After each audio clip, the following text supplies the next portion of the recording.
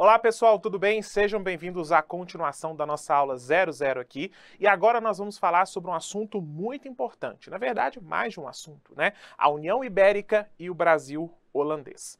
Olha só, todas as estruturas que nós falamos até agora, o sistema de capitanias hereditárias, o governo geral, eles continuam existindo, tá bom?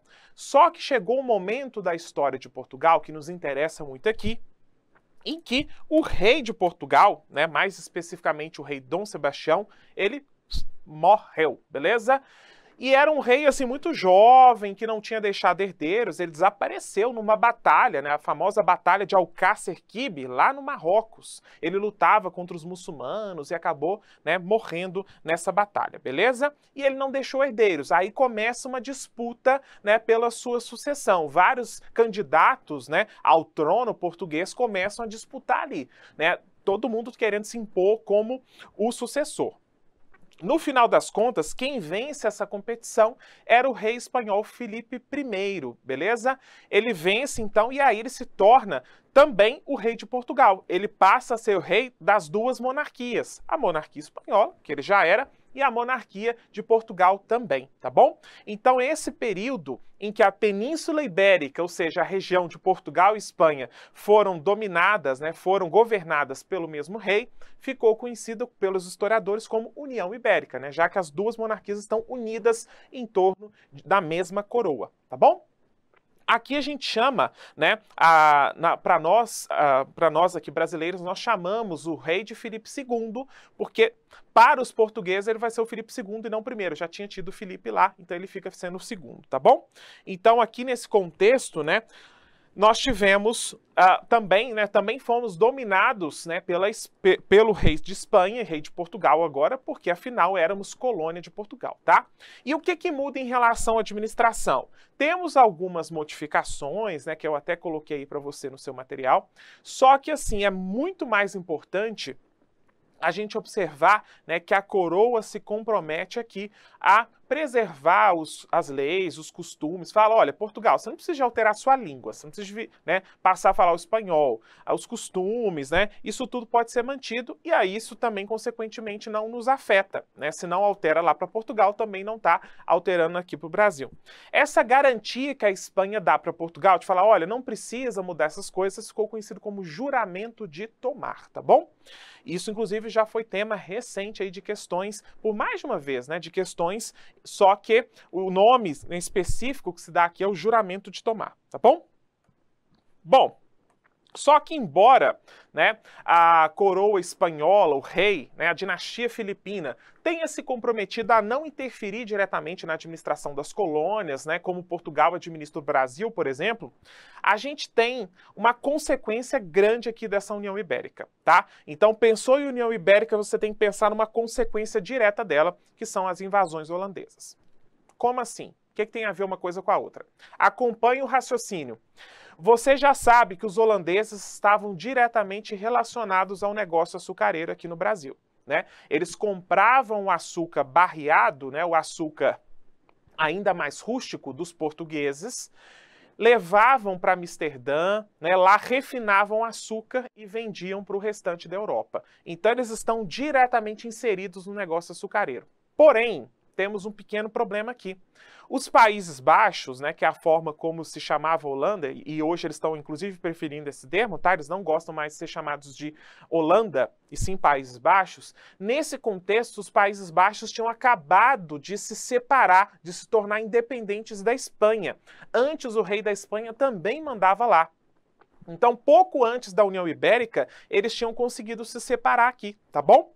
E aí, o que acontece? A Espanha virou adversária deles, né?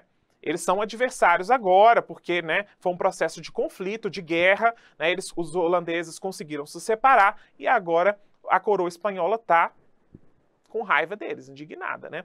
E aí, o que ela vai dizer para Portugal? Olha, vocês não podem mais manter relações comerciais com os holandeses, né? Se vocês estão sob meu domínio, vocês portugueses, vocês não podem mais ter alianças, né, contatos comerciais com os meus inimigos. Então, a União Ibérica trouxe consequências diretas para Portugal e o Brasil, né?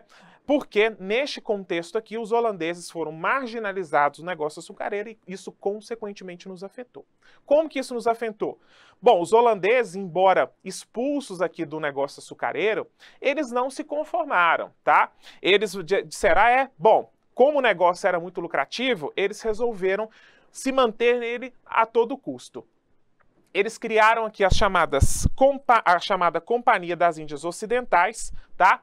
Que vai ser uma organização aqui que vai se voltar a um único objetivo, obter territórios aqui nessa região. Então eles falaram, bom, já que a coroa agora da Espanha está nos expulsando do negócio açucareiro, não faz mal, porque agora a gente vai se manter nele, mesmo nem que seja à força, a gente vai conquistar uma colônia lá, e tá tudo certo, dane-se os espanhóis, tá? É isso que os holandeses estão fazendo aqui nessa Companhia das Índias Ocidentais. E aí eles são espertos, eles invadem o Brasil e a África ao mesmo tempo. Lá na África, na região onde os portugueses tiravam a maior parte dos escravizados, eles conquistam o que afeta, né, o abastecimento de escravizados africanos no Brasil, né? Então eles botam pressão mesmo. E aqui no Brasil, eles tentam, né, em maio de 1624, invadir Salvador por uma razão, né, que a gente já consegue delinear. Salvador, capital aqui do Brasil, né, próxima ali da produção açucareira, inclusive muitos engenhos instalados na Bahia, então faz todo sentido eles tentarem conquistar lá. Eles invadiram essa região e em menos de um ano eles foram expulsos por duas razões, né, por duas grandes forças aqui que a gente pode destacar.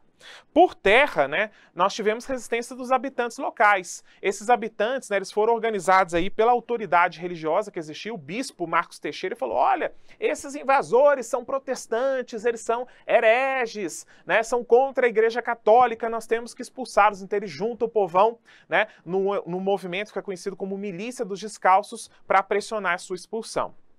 Só que tá também resistência marítima, né? Portugal não ficou de braços cruzados, vendo aí os holandeses invadirem a sua colônia. O que ele faz? Se juntou com a Espanha, formou uma esquadra, né? Por isso que a gente chama de Esquadra Luz Espanhola, então um conjunto de embarcações para poder tomar Salvador de volta. Essa esquadra ficou conhecida como Jornada dos Vassalos, e aí eles conseguiram, de fato, expulsar os holandeses dali em menos de um ano de ocupação, tá bom? Depois que eles foram expulsos, os holandeses não desistiram. Eles falaram, não tem problema, né? A gente não conseguiu se instalar aqui em Salvador, na Bahia, mas a gente tenta de novo, e aí eles tentaram, dessa vez, ocupar Pernambuco, e lá eles conseguem se fixar em 1630. E o período que vai de 1630 até 1654 é o período em que os holandeses dominaram, né, boa parte da região Nordeste, tá bom? É importante você observar que primeiro eles tentam em Salvador, depois eles tentam em Pernambuco, porque isso já foi questão, pode ser utilizado aí para fazer pegadinha com você, tá? Então fique bastante atento, não se esqueça desses termos aqui também, porque eles podem ser cobrados. Show? Bom, os holandeses, então, permaneceram lá por 24 anos na região Nordeste, né, aqui no Brasil, e aí eles expulsaram o governador local, inclusive o Matias de Albuquerque. Esse governador, o Matias, né, ele não desistiu de imediato. Ele tentou formar uma resistência, tá? Inclusive, ele vai se instalar aí numa região, né, num arraialzinho, para poder resistir à Companhia das Índias Ocidentais, tá? Então ele não desiste de cara, né? Ele tenta organizar forças para poder resistir. Inclusive, ele chega a ficar num arraial próximo ali de Pernambuco e Recife, tá? Que é o Arraial do Bom Jesus. Ele tenta se manter lá no final das contas, mas, no final das contas, eles acabam sendo expulsos de lá também pelos holandeses, tá? Essa forma de resistência que eles tentaram empreender aqui ficou conhecido como companhias de emboscada, tá? Companhias de... Vou escrever junto. Emboscadas. De emboscada, perdão. Porque é como se fossem uma espécie de milícias mesmo, né? Formadas... Emboscada. Formadas, né, pelos cidadãos, pelos colonos, né, cidadãos não, pelos colonos que existiam aqui. Então eles tentaram, né, fazer uma espécie aí de ataques, mas partindo principalmente desse Arraial do Bom Jesus, tá? Então no final das contas eles tentaram fazer isso, mas não deu certo. Eles não conseguiram manter essa resistência por muito tempo e esse Arraial do Bom Jesus acabou sendo destruído pelos holandeses também. É importante você se lembrar, né, dessa iniciativa, porque isso pode cair também, tá? Então, Arraial do Bom Jesus. Então, eles tentaram manter aí a resistência por um tempo, fazendo as companhias de emboscada, mas acabam sendo expulsos, tá? Bom, e aí eles ficam dominando, né, uma boa parte do Nordeste, tá? Uma região aí que vai de que vai de Sergipe até o Maranhão, tá? Então boa parte da costa Nordeste fica dominada por eles. A Bahia não, a Bahia continua sendo sede administrativa lá do Brasil. Como que esses holandeses conseguiram ocupar essa região? Eles tiveram apoio também, apoio de indígenas, apoio, né, de alguns colonos. Ah, mas então eles estão traindo Portugal, os colonos? Depende do que você vê como trair, né? Se você está sendo explorado por Portugal, vem um outro explorador que de repente te dá alguma vantagem. Existe traição nessa relação? Foi o que pensou o Calabar, né? O Calabar foi uma figura que acabou ficando conhecida aí como traidor porque ele simplesmente mudou de lado. Era uma figura que conhecia essa região, né, e ajudou então os holandeses a se fixarem, mas depois ele foi capturado e condenado à morte pelas autoridades administrativas aqui da América Portuguesa, tá bom? Bom, então o Calabar é uma figura, né, que às vezes é lembrada aí como grande traidor que teria contribuído, né, para dar certo essa ocupação holandesa no primeiro momento, mas ele não esteve só nisso, né? Várias outras pessoas contribuíram e também, né, com os holandeses, né, deram ajuda. O nome dele, tá, é Domingos Fernandes Calabar, mas vamos decorar só Calabar que fica mais fácil, né? Bom, e aí, mas esses holandeses também foram espertos. Eles não chegaram só dominando, né? Falando agora que isso aqui vai ser a Nova Holanda e todo mundo vai ter que nos obedecer. Eles chamaram esse território de Nova Holanda. Eles se aproximaram, né, dos colonos. Muitos senhores de engenho acabaram fugindo, mas os que ficaram disseram, olha, né, vocês querem esses engenhos aqui que estão abandonados, a gente vende a crédito, né, empresta dinheiro e tal.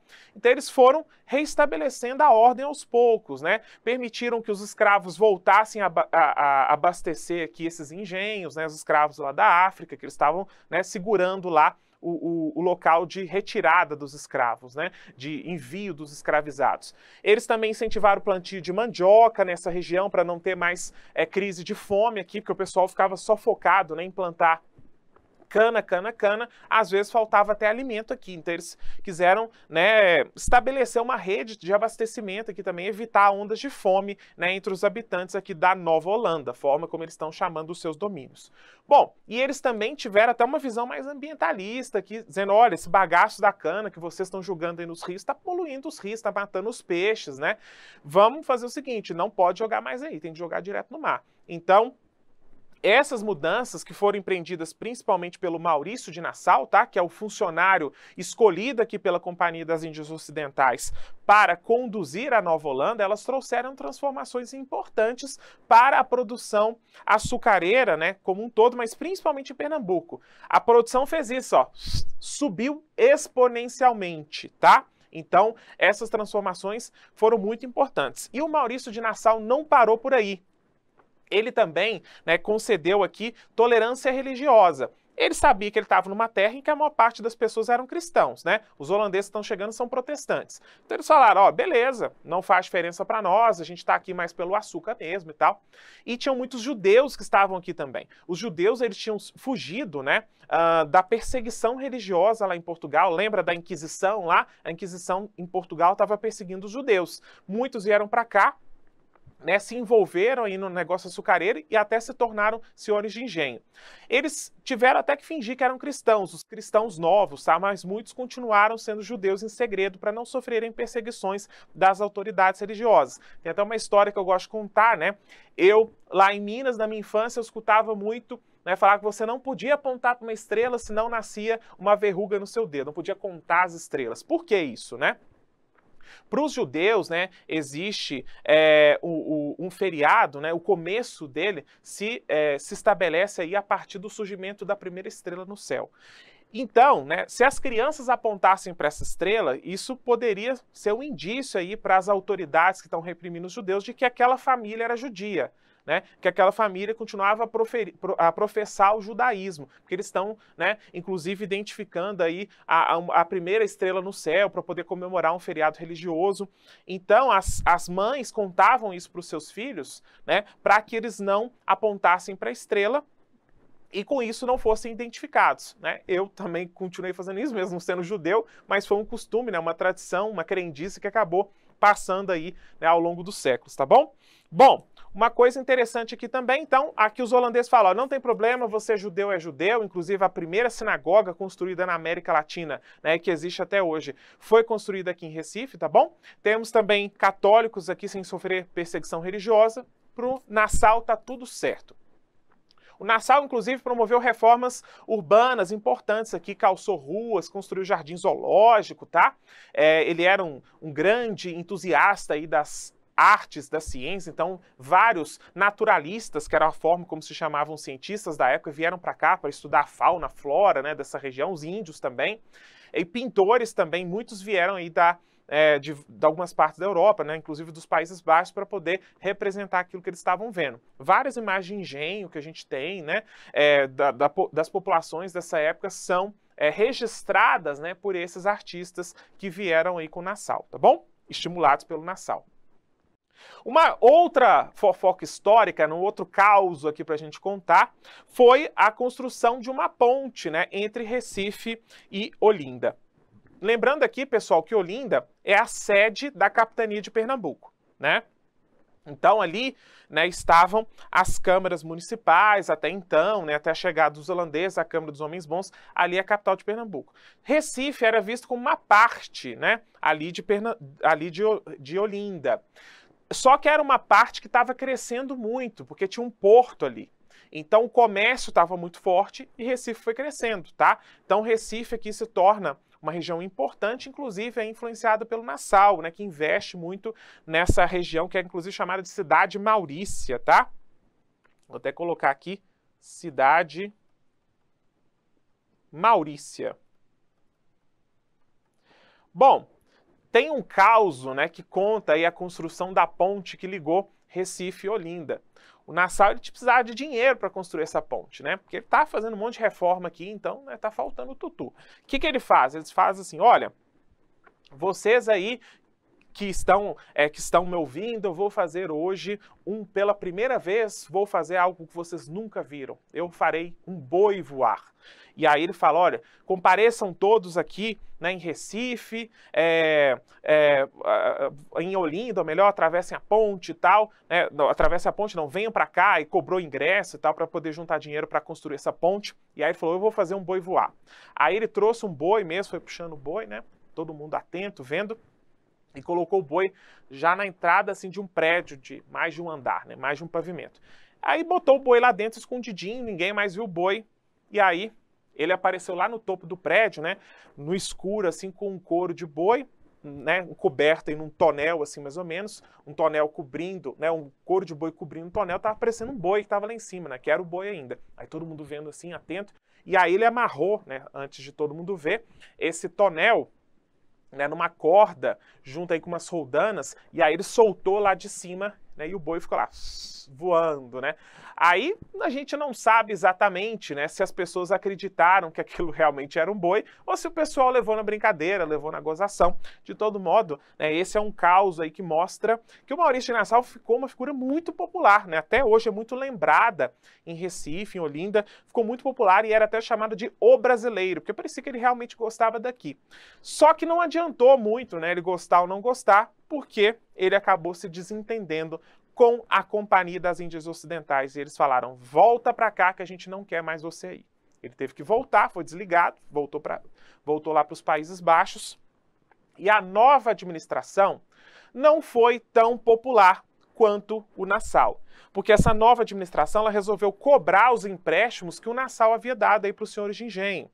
Além disso, ela começou a perseguir também, não teve mais tanta tolerância religiosa em relação aos cristãos, então ela começou a ser mais intolerante. E a questão aí da cobrança dos empréstimos, né, do crédito que havia sido concedido, é que pesou mais. Os senhores de engenho falaram, agora eu não quero mais ser, não quero mais ser dominado pelos holandeses, não, agora eu quero voltar a ser dominado por Portugal. Uma coisa que foi importante aqui também que o Nassau fez, né, que o período da Nova Holanda fez, foi a substituição das câmaras municipais, as câmaras dos homens bons, pelas câmaras dos escabinos. O que é isso? Basicamente uma câmara composta por holandeses, né? Nenhum colono está aqui sendo representando.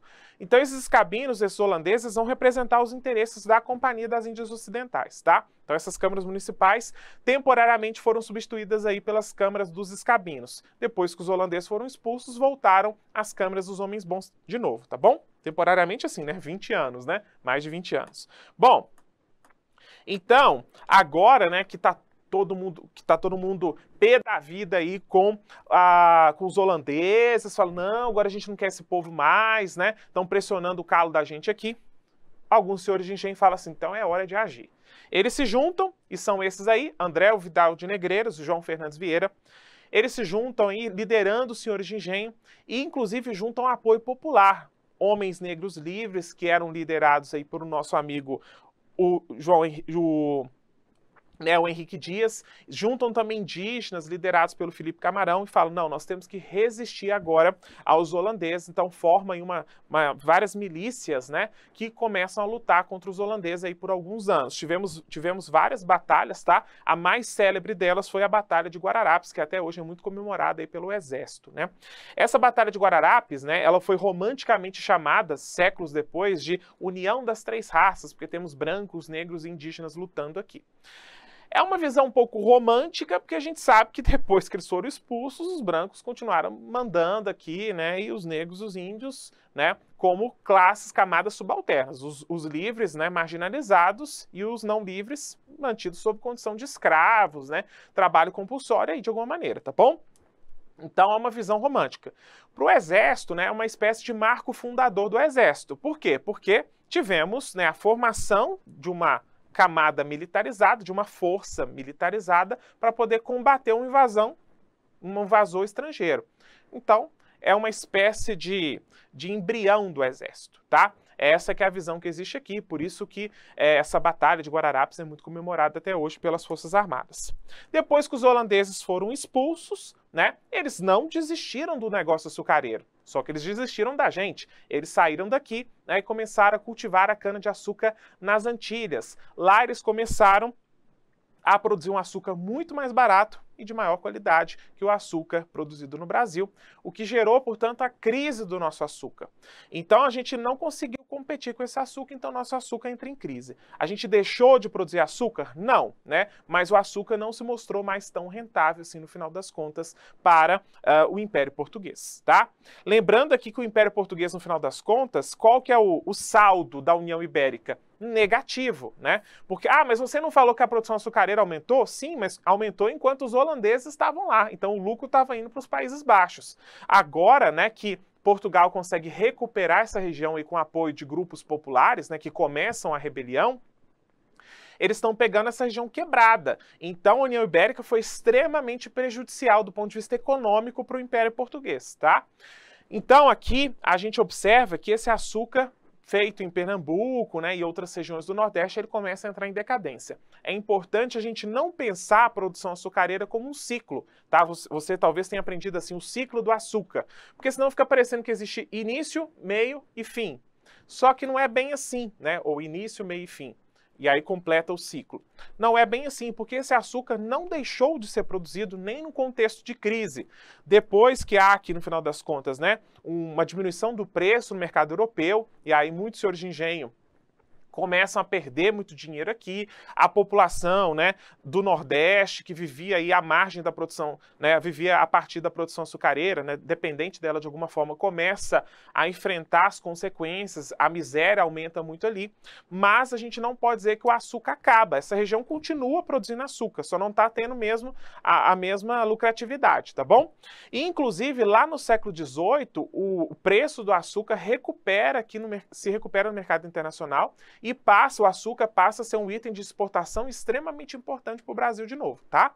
Então a gente não pode achar que acabou a produção açucareira aqui, porque ela não acabou, ela só entra em decadência diante da competitividade aí com o açúcar produzido nas Antilhas. Show? Isso aqui é muito cobrado, tá? Muito cobrado em prova, não esqueça disso aqui.